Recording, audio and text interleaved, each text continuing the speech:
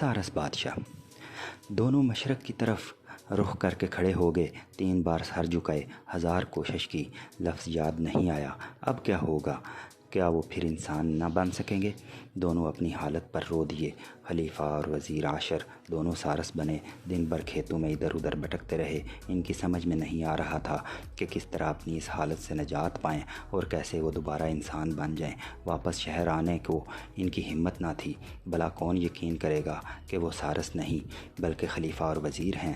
اگر وہ کسی طرح لوگوں کو اصلیت کا یقین دلا بھی دیں تو کون چاہے گا کہ ملک کا انتظام 2 سارسوں کے ہاتھ میں دے دیا جائے؟ کئی روز تک وہ اسی طرح مارے مارے پھرتے رہے۔ بھوک لگتی تو وہ باغوں میں جا کر پھل کھا لیتے۔ لمبی لمبی چونچ سے پھل کترنا انہیں بہت مشکل لگتا تھا، لیکن چھپکلی یا مینڈک کھانے کے تصور سے ہی ان کا جی متلانے لگتا۔ ان کے دل بہلانے کے لیے صرف ایک ہی صورت تھی کہ یہ بغداد کی حویلیوں اور گلیوں کے اوپر اڑ کر کچھ دیر اپنے شہر کا حال دیکھ لیں۔ ادھر شہر کے لوگ حیران تھے کہ بادشاہ اور وزیر اچانک کہاں چلے گئے۔ انہیں زمین کھا گئی یا آسمان نگل گیا؟ ان کے غائب ہونے کے چند روز بعد شہر والوں نے 3 دن کا سوگ منایا اور چوتھے دن نیا خلیفہ چن لیا۔ ایک دن اپنی اڑان کے دوران خلیفہ اور وزیر نے شہر کی طرف نظر دوڑائی تو کیا دیکھا کہ ایک شاندار جلوس سڑک پر چلا جا رہا ہے۔ ڈھول تاشے بج رہے ہیں۔ جلوس کے آگے آگے ایک خوب سجا دجا گھوڑا ہے۔ گھوڑے پر ایک شخص سنہرا زرتار لباس پہنے شان سے بیٹھا ہوا ہے۔ اس کے پیچھے خادموں کی صف ہے۔ صف سے پیچھے شہر کی آبادی کا ہجوم ہے اور لوگ نعرے لگا رہے ہیں، مرزا زندہ باد، شاہ بغداد زندہ باد۔ خلیفہ اور وزیر نے حیران ہو کر ایک دوسرے کی طرف دیکھا۔ پھر خلیفہ نے کہا، عاشر دیکھو مجھ پر کیسا قہر نازل ہوا۔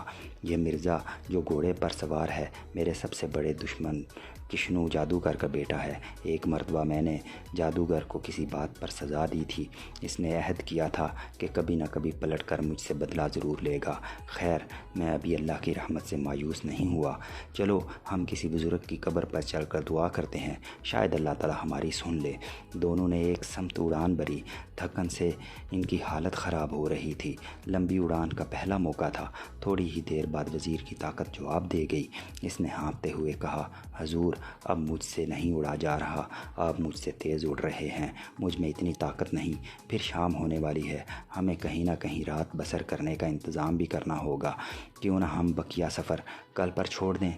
خلیفہ پر بھی تھکن چھائی ہوئی تھی۔ عاشر کی تجویز سے اس نے اتفاق کیا۔ نیچے وادی میں انہیں کچھ کھنڈر دکھائی دیے۔ دونوں نے وہیں رات گزارنے کا فیصلہ کیا اور زمین پر اتر آئے۔ یہ کھنڈر کسی زمانے میں قلعہ ہوا کرتا تھا۔ لمبے لمبے ستون، خوبصورت محرابیں، اکا دکا چھتیں ابھی باقی تھیں۔ یہ کسی زمانے کی شاندار عمارتوں میں سے تھی۔ دونوں ایک راہداری سے گزرتے ہوئے ایک موڑ پر پہنچے اور اچانک عاشر کے پاؤں جم گئے۔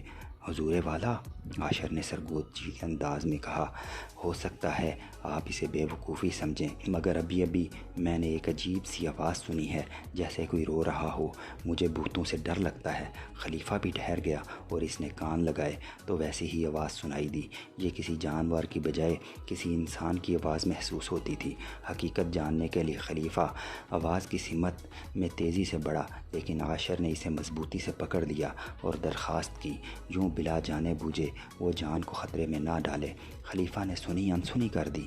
اس نے جھٹک کر اپنے آپ کو عاشر سے چھڑوایا اور اسی اندھیری سمت میں چل پڑا۔ آگے اسے ایک دروازہ دکھائی دیا جو تھوڑا کھلا ہوا تھا۔ دروازے کے پیچھے سے وہ آواز آ رہی تھی۔ خلیفہ اپنی چونچ دروازے کے پٹ سے لگائے چپ چاپ کھڑا ہو گیا۔ دروازے کے پیچھے ایک کمرہ تھا۔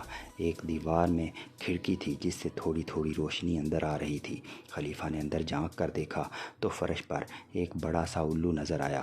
الو کی آنکھوں سے آنسو جاری تھے اور حلق سے کراہیں نکل رہی تھی۔ جیسے ہی الو کی نظر خلیفہ اور عاشر پر پڑی، اس نے پر پھڑپھڑائے اور خوشی سے چلانے لگا، ایک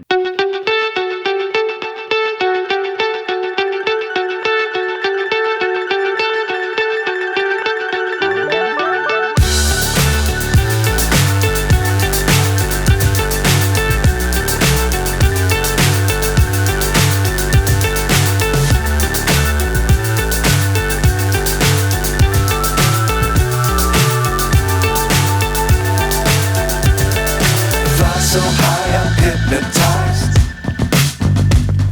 What's up is down, what's left is right.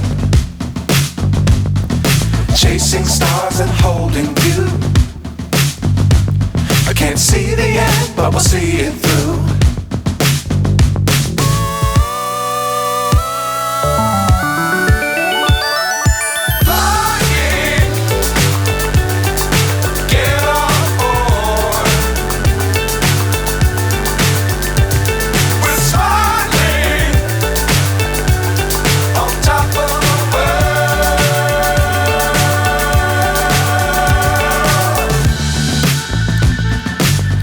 Times don't fly too high.